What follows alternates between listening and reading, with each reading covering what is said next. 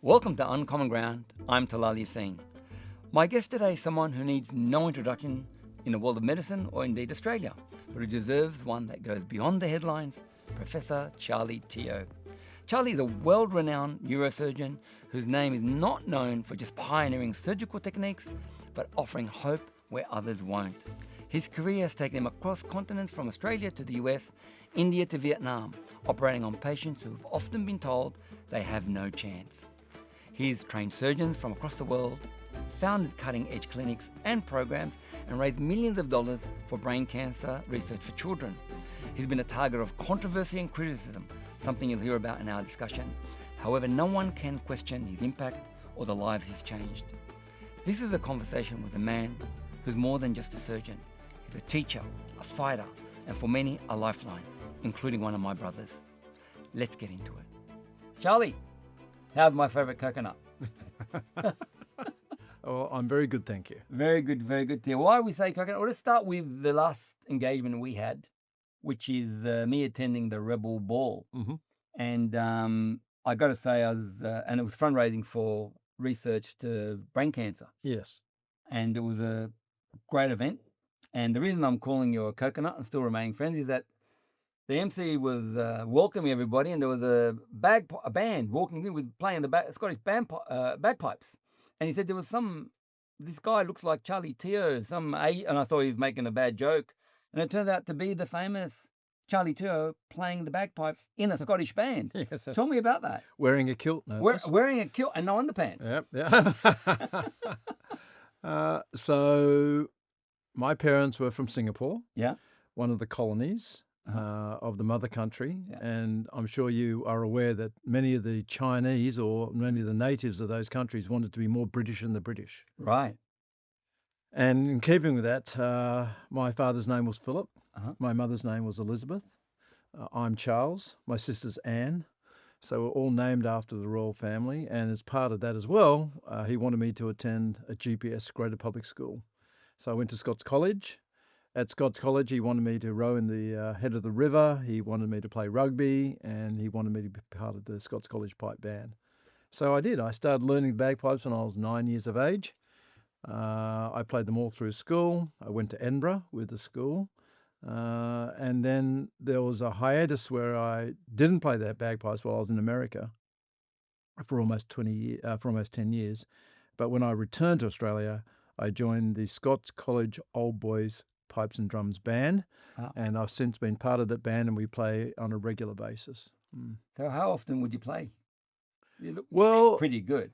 I'm not good. The whole band together sounds great because they cover for my mistakes. So I'm not a good piper, but I love it. It stirs the blood. I play probably 4 gigs a year, and in between I practice probably 20 times a year. So it's like riding a bicycle. Once you learn it, it's hard to forget it, and it's easy to pick up again. Well, that's fantastic. I really enjoyed it, and I really enjoyed the Rebel Ball, raising money for a very, very worthy cause, and we're going to get into it a bit. Mm-hmm. But I want to ask you, what's your first childhood memory? When you remember, what's the first thing you remember as you became into the world, so to speak? I think my first memory was a negative one. It was when my mum took me to school for the first time, and I was struggling to stay there. I was fighting with the teachers to escape. And then I remember that the teachers and the other kids were laughing at me because I couldn't speak. I had delayed speech. And then I remember the teacher saying to my mum, "Look, we can't have him here because he can't speak. He must be speaking Chinese." And I wasn't speaking Chinese. I wasn't speaking anything, just gobbledygook. So then my parents were forced to put me into a remedial school. And I remember going to that remedial school and seeing all these children who were, very, very handicapped, and a lot of Down syndrome kids and kids with CP. And I thought, gee, I better get out of here. And I started speaking. And that's in Australia? Yeah, when I was 4 years of age. Oh, wow. Yeah, so even at 4 years of age, I was not speaking. I had verbal delay. It transpires, of course, that my sister, she's got the gift of the gab, and she talked and talked and talked and talked and talked for me. So I had no reason to develop speech skills. And so she did all the talking for me. But when I went to school, I had to start speaking on my own. Right. And this was Scots? No, it wasn't. Trinity. Trinity. Yeah. And then how did you get to Scots? It's like, my dad always wanted me to go to a GPS school, like I previously alluded to. And so, yeah, I think a vacancy came up when I was in year 4. Yeah, 4. When I was 9 years of age, I transferred from Trinity to Scots. wow, this is the classic white story, isn't it? It really is. Yeah, everyone thinks that I was born with a silver spoon in my mouth, and I don't bitch about my childhood, but it wasn't an easy childhood. I mean, yes, I went to private schools, but the family wasn't rich. I mean, I remember, we were from Pinkley Point, a very blue-collar area. We didn't have any of the niceties. We never went on vacations. So, yes, I went to private schools, but only because my parents were willing to sacrifice everything for a good education, and not because I was particularly rich. Sure. And that obviously must have impacted a lot of what we're going to talk about today, because I joke about being a coconut, which is, brown on the outside and white on the inside. And I say about myself, I look white, I'm white on the outside, but definitely very, very brown if you talk to me for more than 5 minutes. Yes. And that must have impacted you in so many different ways. But what I'm interested in is, tell me more about, once you finished school, how did you end up being a neurosurgeon of all things, before a doctor to start with? Yeah, so, I did very well at school. Yeah. I had a very acrimonious relationship at home with my father. And part of that was that unless I performed well at school, he would take me out of Scots. And so there was a lot of pressure to be in the top 5 of the year every year. And if I dropped below that, then he had reason to take me out of Scots. Top 5? Yeah, I had to always be in the top. And if I didn't, then I'd pay the price. So that was a lot of pressure. So I did perform well. I studied hard and I got into medicine through that hard work. Again, not because I'm that smart. I'm not naturally an intellect. I worked hard to get there. Then I did medicine. And after medicine, I thought I wanted to be a pediatric surgeon. So I started on the road to pediatric surgery and found that I was just a little bit on the monotonous side. There was a lot of anastomoses and a lot of the same sort of stuff, not too challenging. What's anastomoses? Stitching things together, Right. tubes together. Okay, sorry, as a non-doctor, I don't know what that means. Yeah. So stitching ureters together, bowel together, arteries together, stitching things together. And I thought it was a bit boring. And I was thrust into neurosurgery serendipitously. The neurosurgery registrar fell ill. I was asked to cover his call. And once I was exposed to neurosurgery, I found it incredibly fascinating, and a subspecialty in which you could still be a pioneer, because there was so much unknown. There is so much unknown about the human brain that you can still be a pioneer in one of these surgical specialties, and that appealed to me. Right. And a question I have, was your father proud of you, happy with you, once you stayed in the top 5 and became a doctor? Was that the end of it, or No, they're never truly happy? No. You know what Asian families are like. If you read the Joy Luck Club, you'll realise that it's Tiger Mum and Tiger Dad. And so, no, never any accolades, never any compliments. If you came second, they'd be upset with you for not coming first. If you came first, they'd be upset with you for not coming first in the state. And so, yeah, it was always a lot of pressure to perform and outperform. Right. And your sister became a neurosurgeon as well? No, she became a school teacher. Right. She taught French and mathematics, and very successful. Enjoyed it very much, and then she became a full-time mum. Right. So tell me about the rise of Charlie Teo in terms of neurosurgery, because when I was growing up, I read about you. Before the great system process that we'll talk about, or what happened. But tell me more about when you got into neurosurgery, because there's a general joke, and I'm sure you've heard it 100 times, like, this is not brain surgery. It's not Right. astronaut, not an astronaut's work. Yeah. As I realized, learned more about neurosurgery, it's a joke for a reason. It's risky, it's hard, Mm.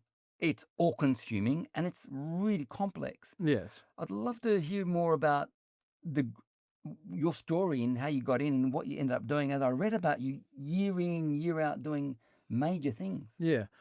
Well, look, it's hard to distill the years into an hour. Yeah. So I guess in general terms, it was not difficult because it's when I give talks to young kids, the general theme of the talk is you can't be everything. I could never be a ballet dancer, and I could never be a professional sportsman. So when I talk to kids, my talk is find what you're good at and find what you love, because everyone will be good at something and love something. So that's your quest. And I'm very lucky that I found it because I love it. It's not a job. I love the challenge of it. I love the high risk nature of it. I even like the emotional the emotional difficulty of it all, because you are on an emotional roller coaster.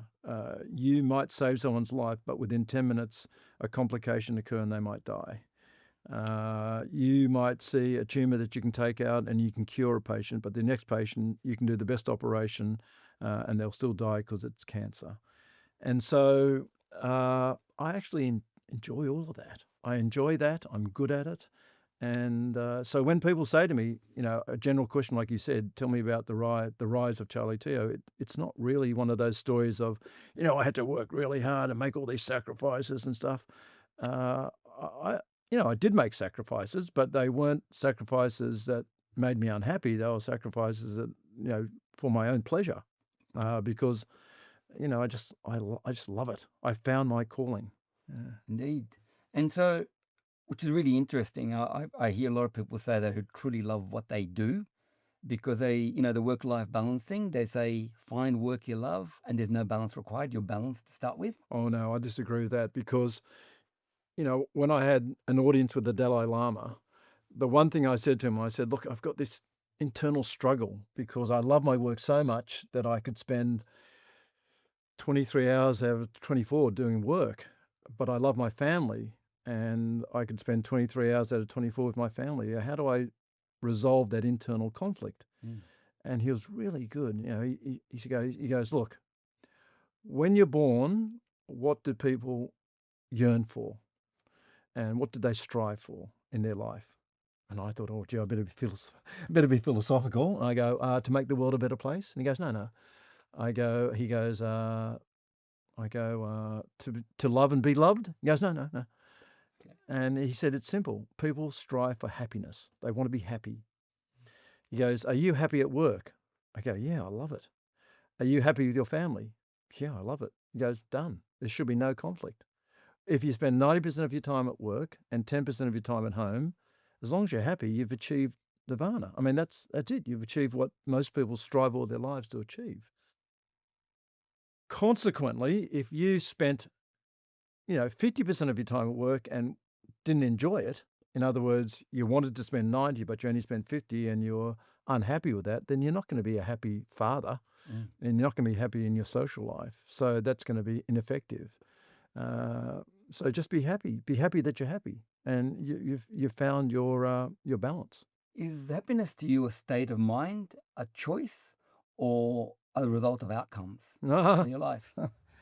Well, I could spend a year talking about happiness because it turns out we've actually mapped where happiness is in the brain now, and we can talk about that later. But I'm really interested in that one. Oh yeah, no, it's really interesting. It's interesting to know that happiness is something that's almost predetermined. Oh wow. Yes, about the networks in your brain. Anyway, so we can talk about that later. But no, I think happiness is just one of those inherent states in your mind. You can't say, oh, I want to do that because it makes me happy, because, if it doesn't, for example, you're unhappy. It's just something that I think is sadly but realistically inherent in someone. Yeah. So tell me about, I guess, the 10 to 15 years, if I got the years right, and your height. When I was reading about the fabulous Charlie Teo, seeing him on Channel 9 at some stage, being interviewed about this great surgery he did, this life he saved, this cause he gave, this miracle he performed. Tell me about that. What was happening at that time? It was a combination of intent and ill intent. So the ill intent was that every time one of my colleagues or someone tried to destroy me, it made me stronger. Right. I'll never forget a time when an article came out, published and paid for by the Neurosurgical Society of Australasia in the Australian newspaper. Right. It was a half-page advertisement saying that Dr. Teo is nothing but a self-promoter. He's not a pioneer. He's not what he claims he is. And whatever he does, we can do, or 98% of neurosurgeons can do. It was a damning article, advertisement. Yeah. Which year was that? I don't know. It was in about 2010. 2010. Okay. Or a little bit earlier. Sure. And it was signed by Eric Guazzo, the president of the Neurosurgical Association at the time. Wow. Yeah. And the paper obviously came out early in the morning, and by 6 a.m. I had calls from Alan Jones, Murray Bashir, and some very powerful people saying, Charlie, if there's anything we can do for you, we support you 100%. I'm telling you, it galvanized my support. Right. So a lot of the profile that I achieved in the 2000 to when the bad things happened, 2018, was because of people trying to destroy me. Not because I wanted the accolades or I wanted to become more of a celebrity. It just happened that the more they tried to destroy me, the stronger I got. Okay, now the intent stuff was purely because I did not shy away from interviews. So everyone said, oh, don't do that. The media can turn on you and the media can, they can spin it so that it makes you look bad. And I go, well, bugger that. I don't care. I'll just be honest. I'll be very honest in front of the cameras. I never got any sort of PR coaching. I never ran anything by anyone to make sure I was saying the right thing or being diplomatic. I was just very, very honest. And I think the public liked that. I think they liked the authenticity. And I can remember one of my friends saying, everywhere I go, neurosurgeons are slagging you off and saying, God, he's in the newspaper again and on TV again.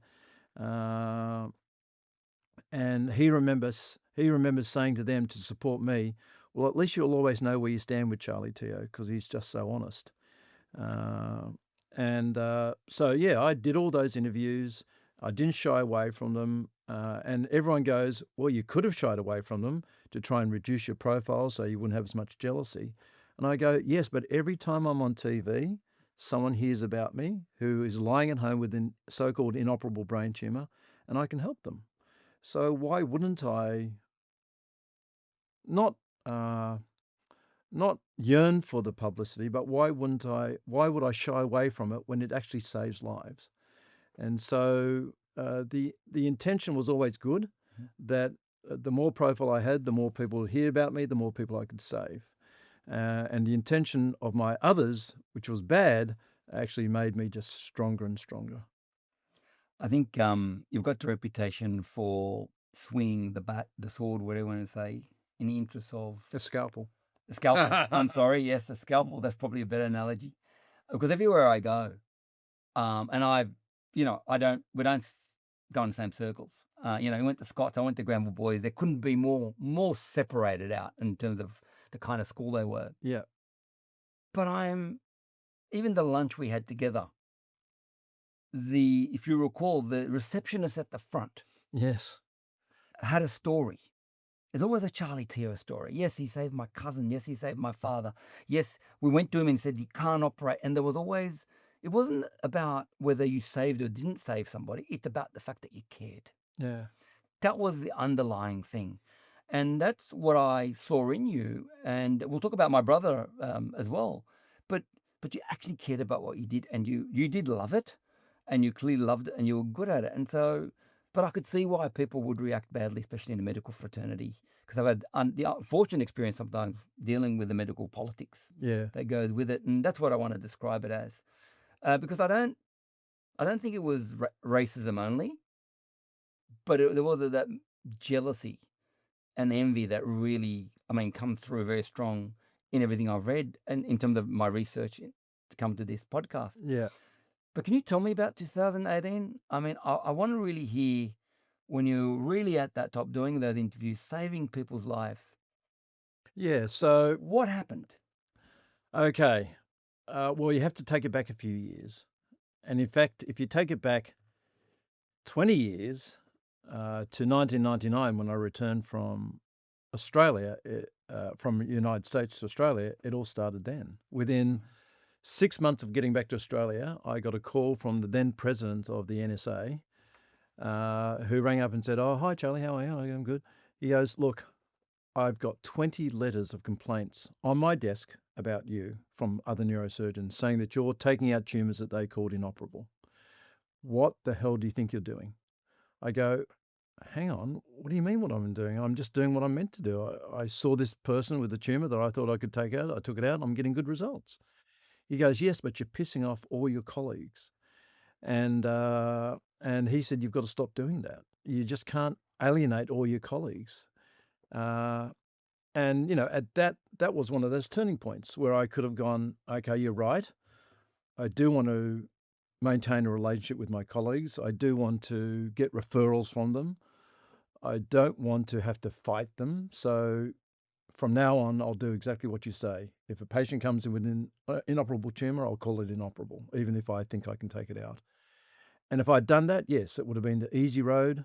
I would have been, I would not have been so targeted and vilified and it's the subject of so much malice, and it would have been easy. But I don't think I could have slept with myself. I don't think I could have lived with that on my conscience.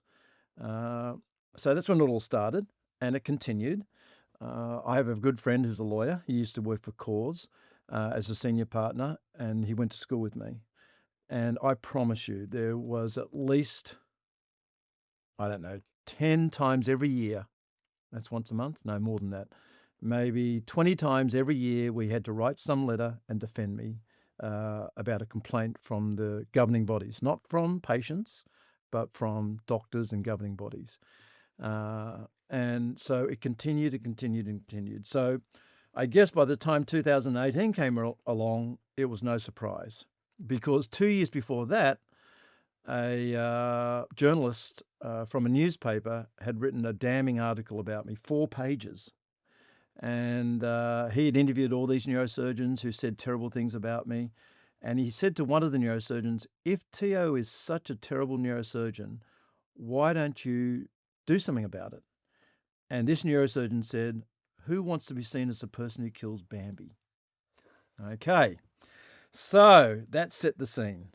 In other words, you can either destroy Charlie Teo because he's got bad results, which I don't, so you can't destroy me that way, or you can destroy his character and turn Bambi into a wolf and someone that you want to destroy. And so they strategize very well. I don't know who they are, remember, because they have always been anonymous. Everyone who's ever said anything bad about me in the media doesn't want their name used. So it's always been anonymous complaints from fellow neurosurgeons, unnamed, no faces. So they then thought to themselves, well, okay, you're right. We can't destroy Charlie Teo because his results are too good. He's been around for too long. There's too many good stories. What we've got to do is turn the public against him by creating an image of a wolf, not the image of Bambi. And so they strategized very well, because what they did then, they started accusing me of being money hungry, a sexual predator, what kind of surgeon? A sort of irresponsible surgeon who operates on the wrong side of the brain. All these terrible accusations, and they got the media involved. no one quite understands why the media suddenly turned and did a 180 from applauding the work that I did to then criticizing the work that I did, but it happened. It was just one major media outlet, and it worked. It worked brilliantly because, then once you see blood, you go in for the kill. And so once all these once they saw blood, i.e. the media turning against me, it was like, yes, we've got him now. The media are against him, and we can really go in for the kill. So then they started getting patients who had had bad outcomes and convincing these patients that, it wasn't bad luck and it wasn't the disease. It was Charlie Teo's terrible surgery and his terrible sort of manner that created this bad outcome. The worst thing about that is that I'm the first to tell you that I get bad outcomes. I mean, it's neurosurgery, goddammit. And not only is it neurosurgery for me, but it's operating on the world's most difficult brain tumors.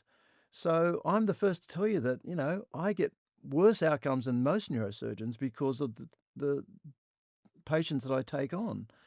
If you look at my CV and my bibliography, you'll see that, in fact, my most cited papers are on complications.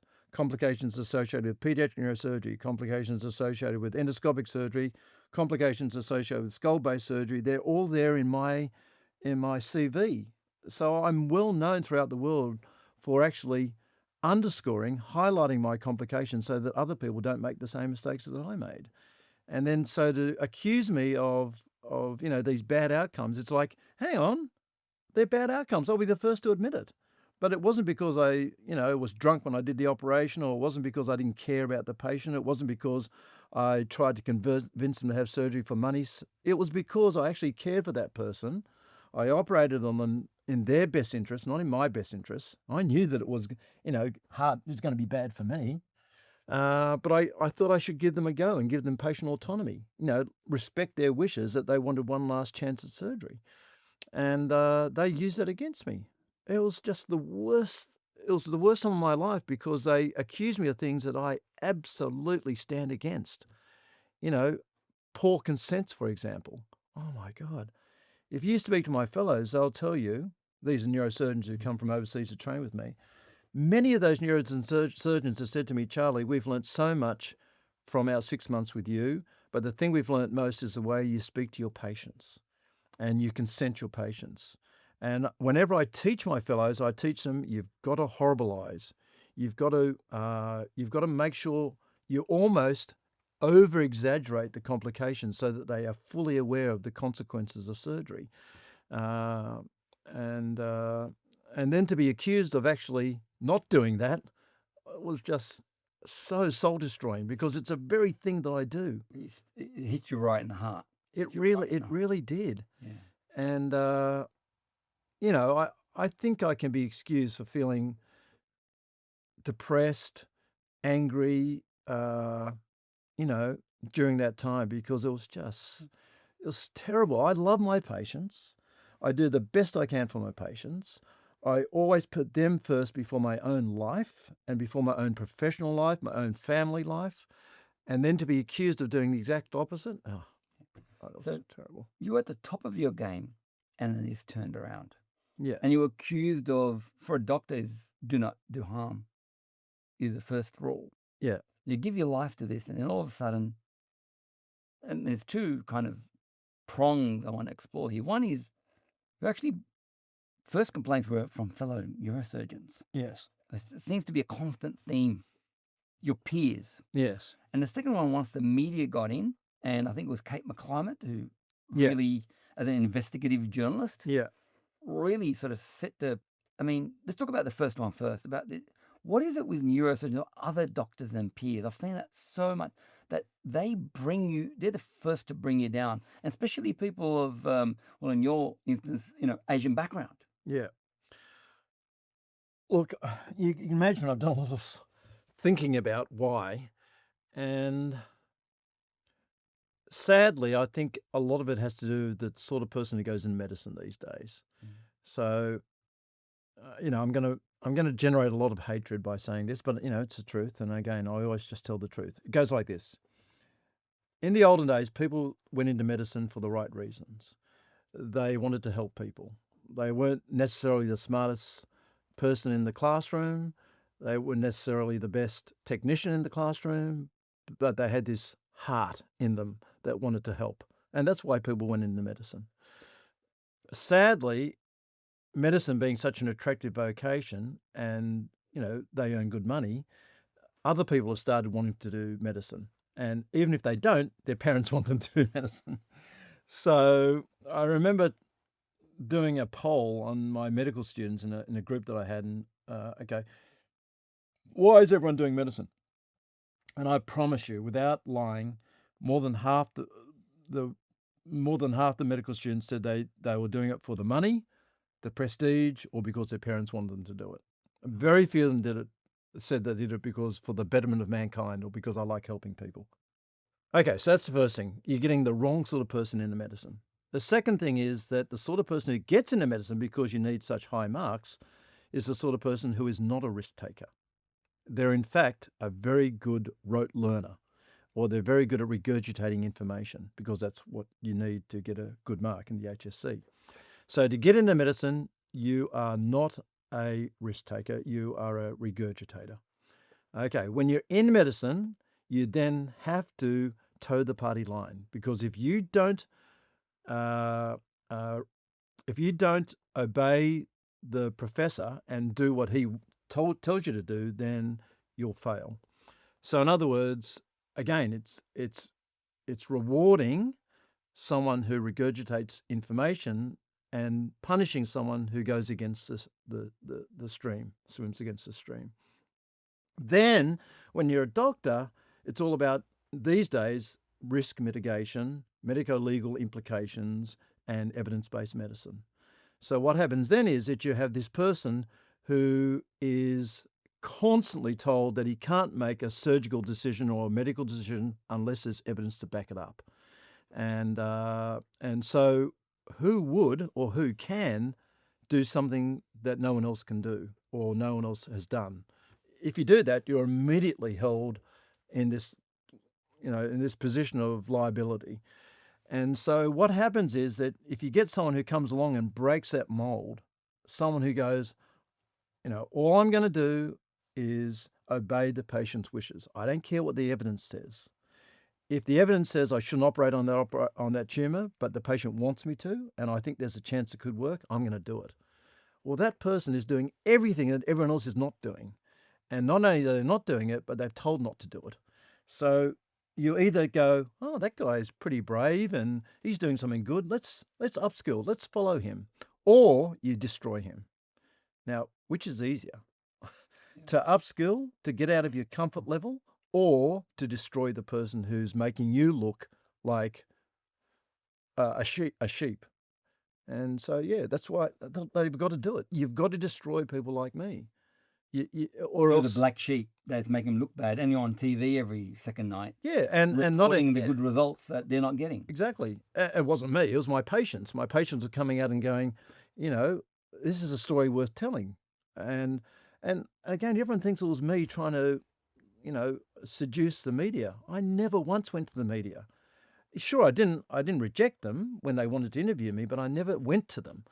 And so it was always instigated by patients. Patients go, I want the world to know that if you have a tumor like this, there's one person who will help you.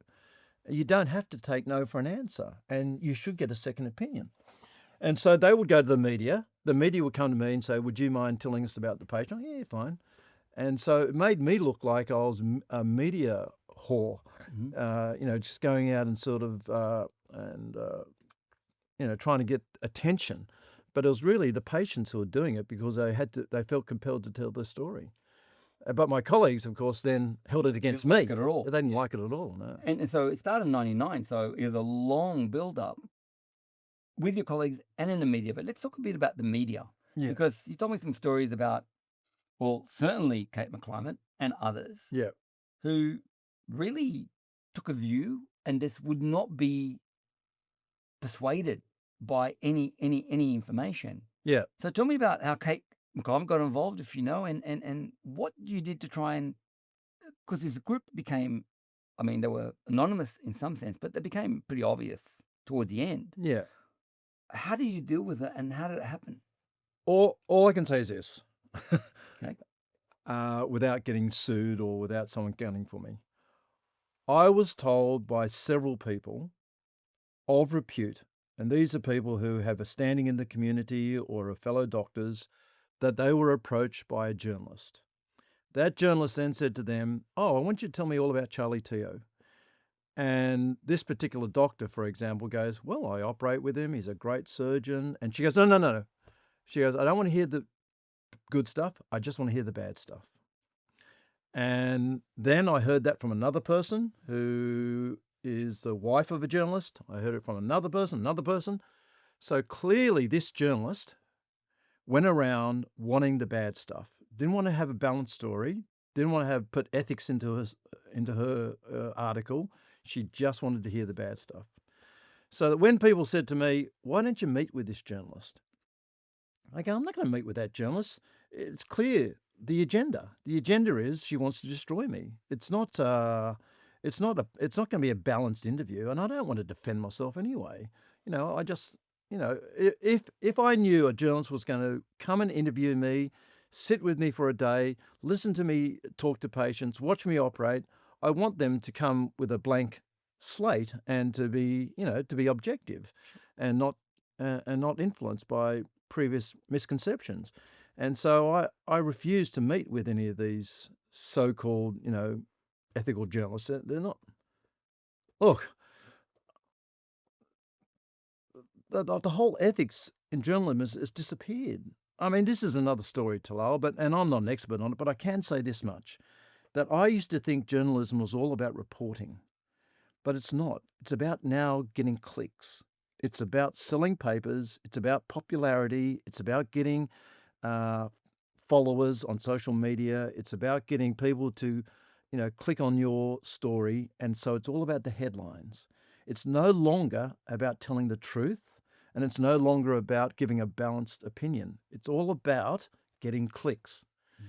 So if you look at social media and me now, there are 34 products that I'm endorsing by AI and artificially and all fake.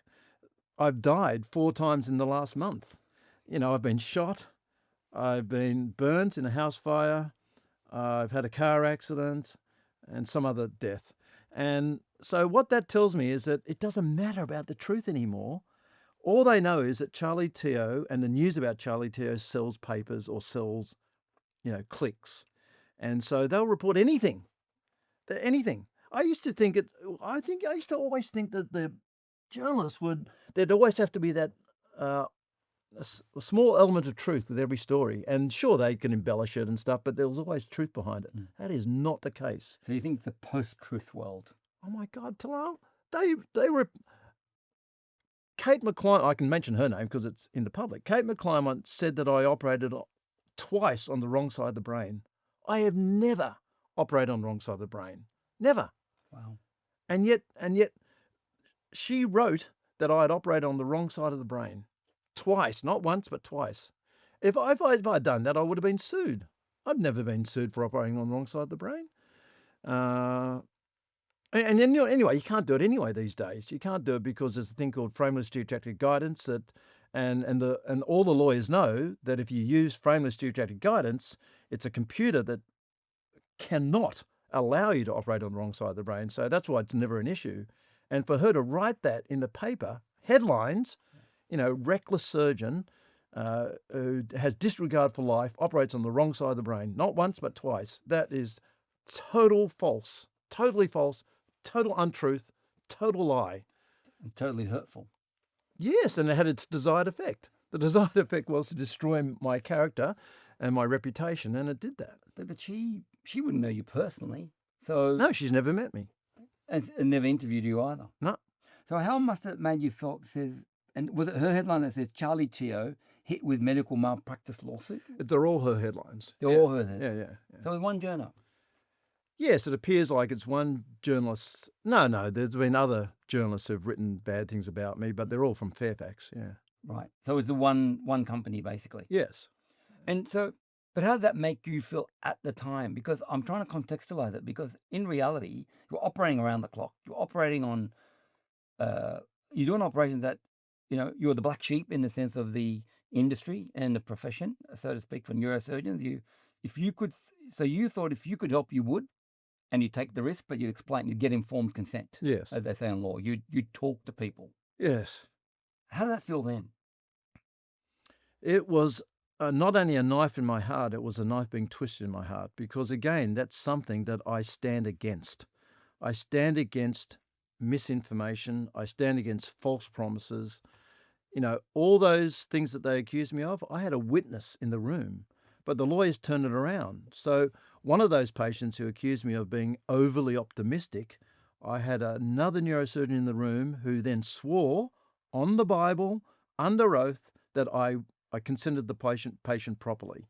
Well, the lawyers turned that around. Oh, Dr. So-and-so, you like Dr. Teo, don't you? Yes, of course. And you worked with him for 6 months as his fellow, spending hours and hours a day with him, didn't you? Yes. Well, wouldn't you want to support him in a situation like this? And so they turned it around so that it made like the neurosurgeon was lying to protect his friend. Oh, God. Yeah. Well, tell me a bit more about that, because we discussed that earlier. You end up being not sued. It wasn't for malpractice. There was a complaint against you. No. So tell me about that. So, okay. So the complaints about me were from fellow doctors, not patients. Okay. So the fellow doctors said that I had fallen below professional standards by being overly optimistic and by giving contrary second opinions. And yeah, so that was all it was about. It wasn't bad surgery. It wasn't, they tried to bring other things into it, like someone accused me of slapping a patient. And, what's that we do? We actually slap them in the face like that to wake them up. But they accused me of slapping the patient like a Will Smith slap. Yeah. And so, their whole aim was to try and paint me as being this terrible person who treats their patients badly, who does it for money, who coerces people into surgery for personal gain, not for their betterment. And, and at the end of the day, yes, 2 neurosurgeons plus a layperson plus a judge found me guilty of these accusations. Well, was it a system that is fair? Absolutely not. You're accused of being guilty and you've got to prove your innocence. So, sorry, you presume guilty, you've got to prove your innocence, number one. Number two, you don't have to prove beyond a reasonable doubt. Number three, the jury is 2 neurosurgeons who are inherently, intrinsically, and openly against you anyway. So the whole thing was just... It's a sham. It was just a sham, a total fucking sham. Yeah. I'm sorry to say that, but it was ridiculous. And I can say it now because they can't get me anyway now. I've just appealed to have the restrictions lifted and they've rejected that. It's, I'm appealing to a system that's broken. I'm appealing to people who are in... the worst thing about it is that the plaintiff, the judge, the jury, and the executioner are all the one institution. They're the one person or the one institution. It is. That's the is that not APRA, right? What's the institution? It's APRA or the HCCC. APRA, all of them. HCCC, APRA. Yeah. Professional Standards Committee. They're all the same thing. All the same thing. Yeah. So tell me the outcome. So they found me guilty of unprofessional behaviour because I was overly optimistic. Mm-hmm.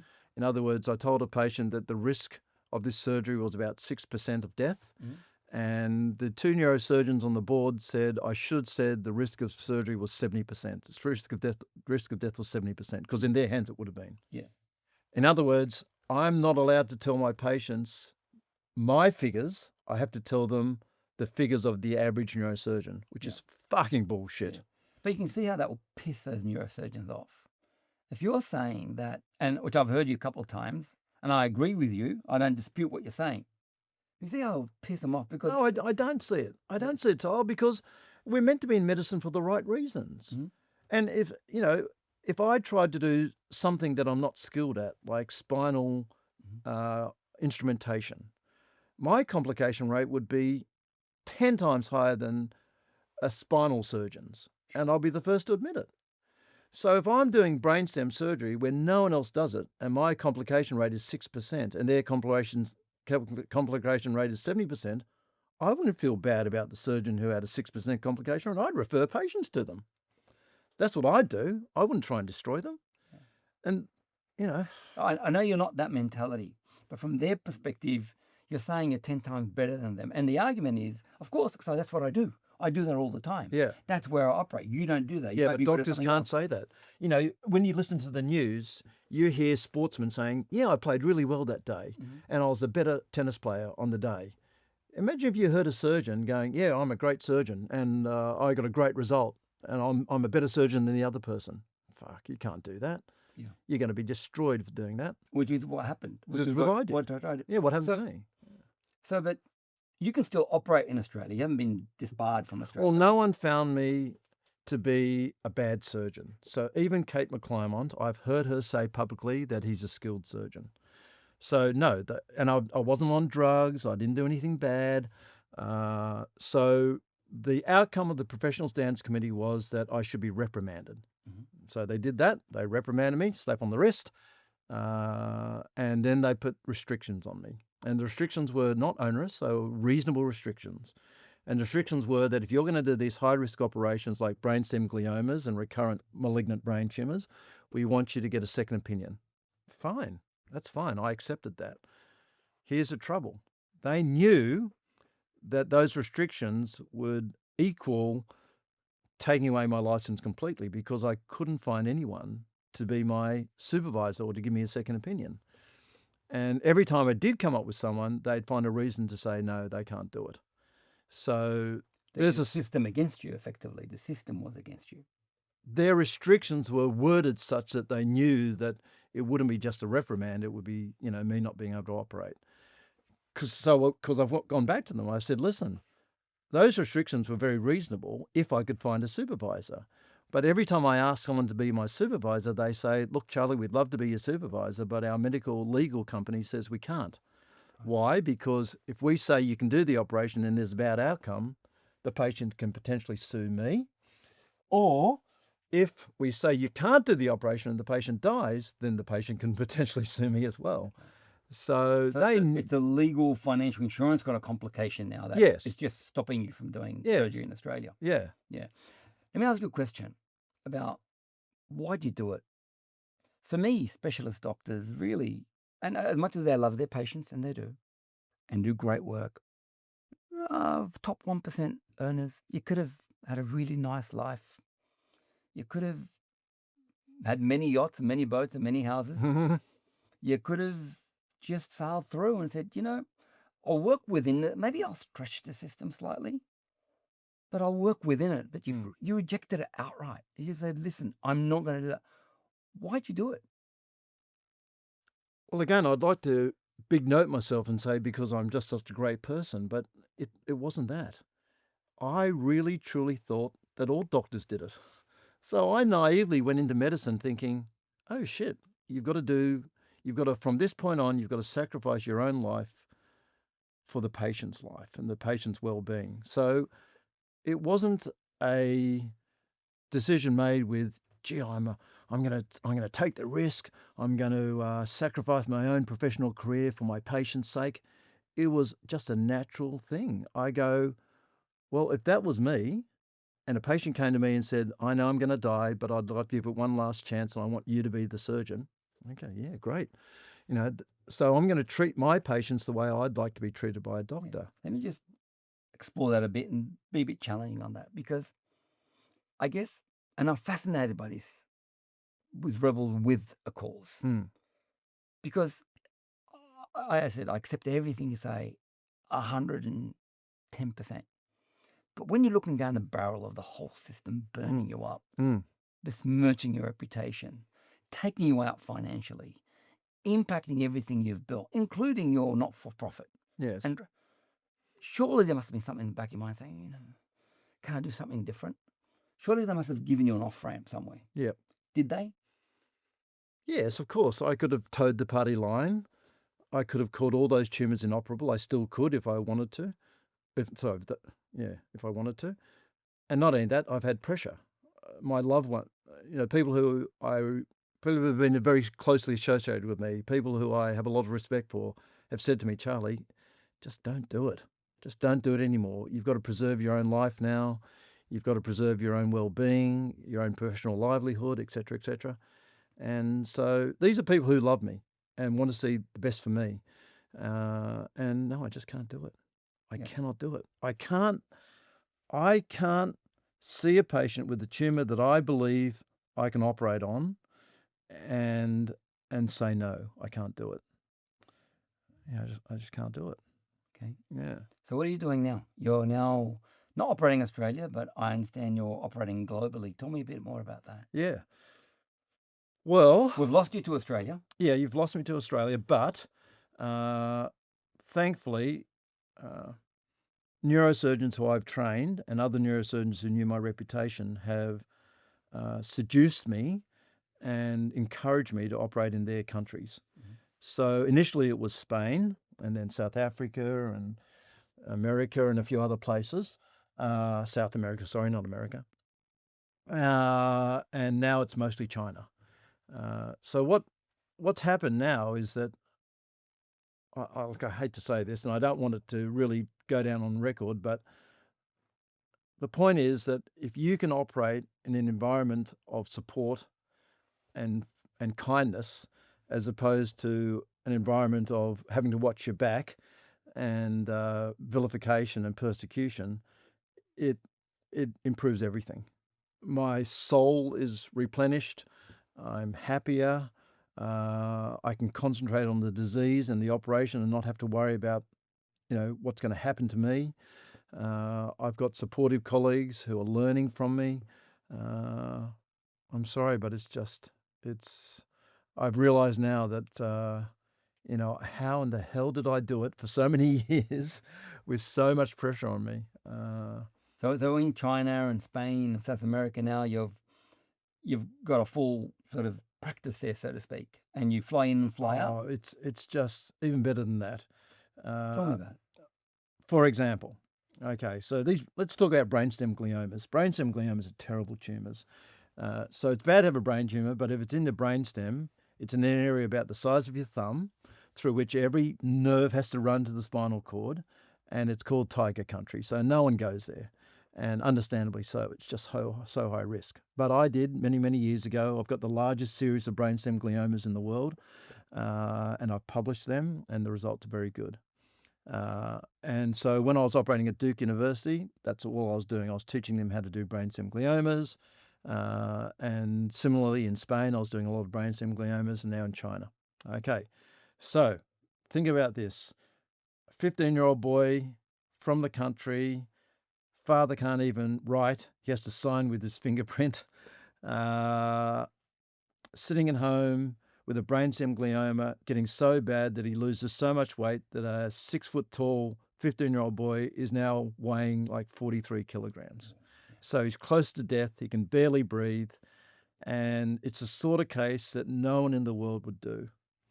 But the neurosurgeon there, Professor Ling Feng, she's the most amazing person I've ever met, goes, I think Charlie Teo can do this. So she invites me over, and I go, well, I can do it, Ling Feng, but it's going to be terrible. I'm telling you now, if you operate on a brainstem of a person who's that bad clinically, it's going to take them at least a year to recover from that. And that means a huge cost to the hospital, huge cost to the family.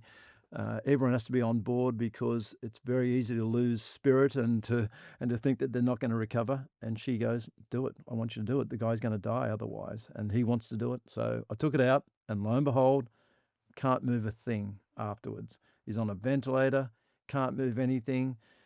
And instead of a situation like I faced in Australia, where people would then start writing letters and questioning me and accusing me and saying you can't do that ever again, and that's what happened. Every time I did a brainstem glioma in Australia, I got letters galore from people complaining that I did it.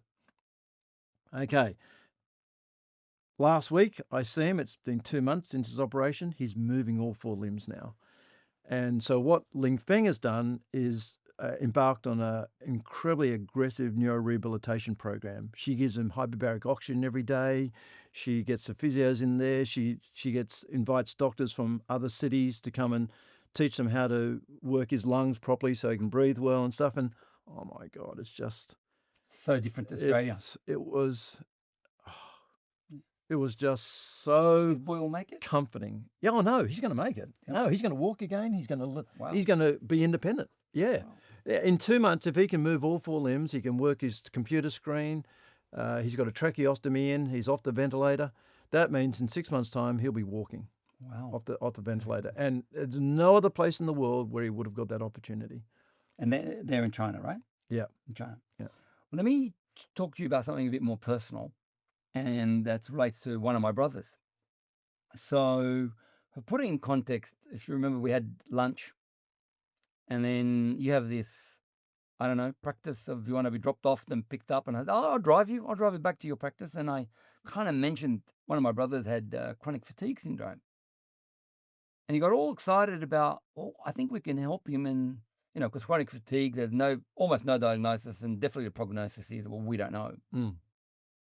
And for me, he surprised me by saying, I think I can help. And this is like a brain injury, because we always thought one of my brothers got that injury when he did some I think, adenoid or something. And then you introduced me to something called TMS. And I guess for me, my brother's had chronic fatigue syndrome for 10 years. In the peak of his life at 33, 34, and he's now nearly 44, and he still can't get out of bed most days.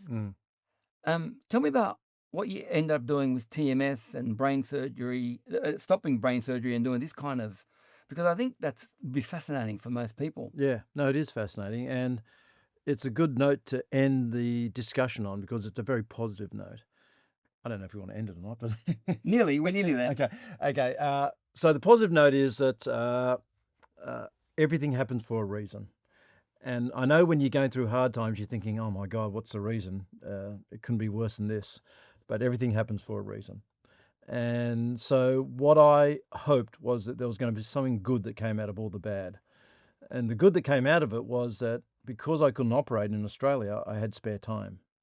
And with that spare time, I nurtured the genius of a friend called Mike Shagru. Now, Mike Shagru is this neurosurgeon from America who had done my fellowship many years before, who came back to join me because he was very altruistic. He didn't like the money-hungry sort of US climate, and he wanted to come out and just do the right thing.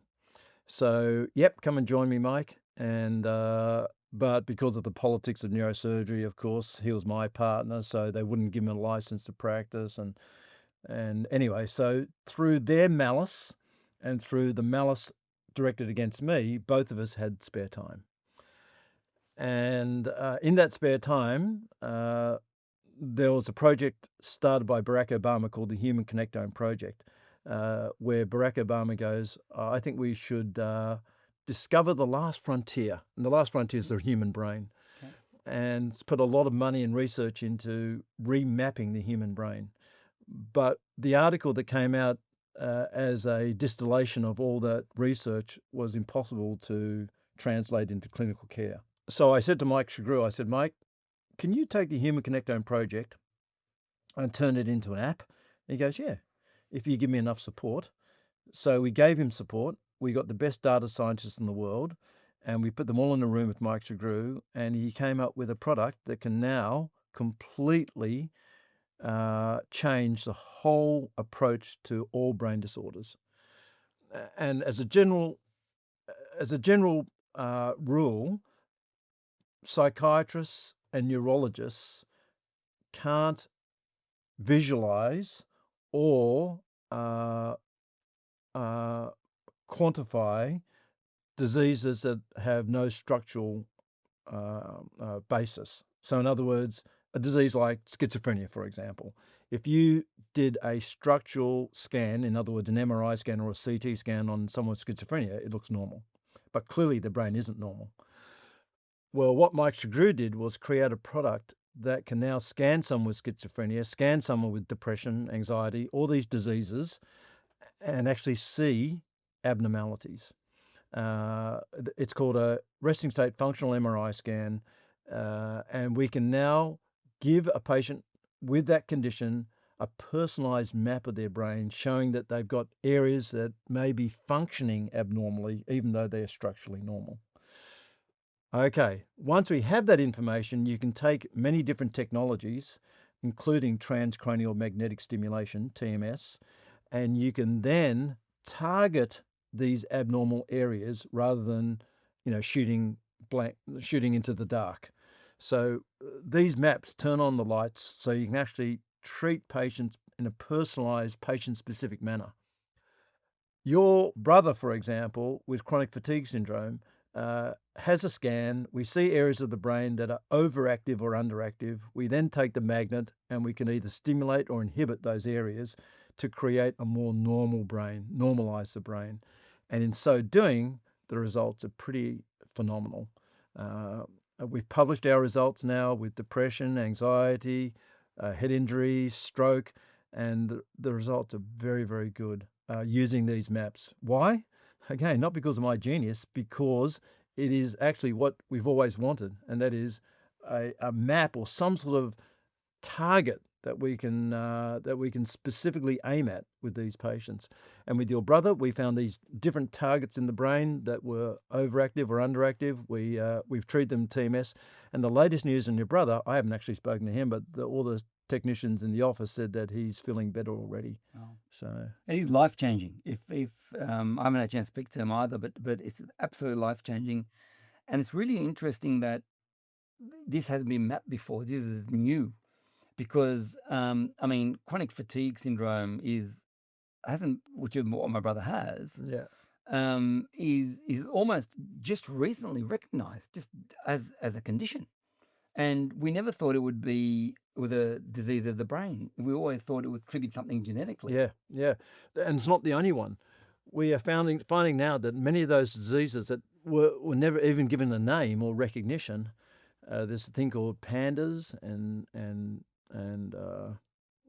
POTS, and there's all these conditions that have long COVID. Right. So you think that is the thesis that they're brain injuries? Absolutely. The underlying premise of many of those conditions, not all of them, is some sort of encephalomyelitis or in some sort of hypoxic injury or some sort of brain injury that's resulted in their symptomatology. Yeah. Right. Yeah. And again, it was all speculation, but now we can actually see it. Wow. We can scan them. We can map it now. We can map it. Right. Yeah. Well, that's fascinating. And personally, as you know, that's like big news for our family, and it is a life changer. And as a result of what happened to you, you ended up together. I know. Sliding doors moment. Everyone says I should be thanking Kate McClymont, and I should be thanking those terrible journalists who wrote terrible things. And because you've gone on. If this works the way you plan, and it is working that way. Yes. Certainly with my brother, it can change. It does change the world. Oh my God! Look, I treated a 25-year-old girl who was suicidal with MDD, major depressive disorder, and nothing worked. She'd even had non-targeted, non-personalized TMS, and it didn't work. Right. And we treated her about 3 years ago. To this day, she's off medication. She's not depressed. It saved her life. Wow. And after I saw her, I thought, oh my God, that's as satisfying as taking out a brain tumor. Absolutely. Absolutely. And again, if it wasn't for the nastiness or the malice of my colleagues and of particular journalists, I would never have had the time to develop that skill. Of course. Well, congratulations and well done. It's been fantastic, and I'll wait to see how my brother goes. I think it looks like it's very promising. Switch a little bit to a bit more straightforward questions, a bit lighter, I guess. And I'm going to ask you 3 questions, and they're quick answers. The first one is going to be really simple. What's the biggest myth or misconception that people have about you? That I'm a saint. Okay. And my previous wife, my ex-wife, Genevieve, who I love very much, she used to say, what I'd like to do is tell everyone he's not the Messiah. He's just a naughty little boy. Like most wives. And I hate the label of people saying, "Oh my God, he's a saint. He's done this, he's done that. He's a miracle maker." I'm not.